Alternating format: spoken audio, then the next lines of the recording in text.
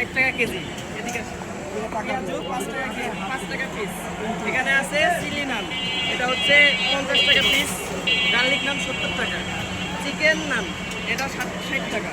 আর এটা হচ্ছে মধুবন, এটা হচ্ছে আপনার 30 টাকা পিস। চিকেন সমোসা এটা হচ্ছে আপনার 30 টাকা পিস। ডিম চপ 20 টাকা পিস।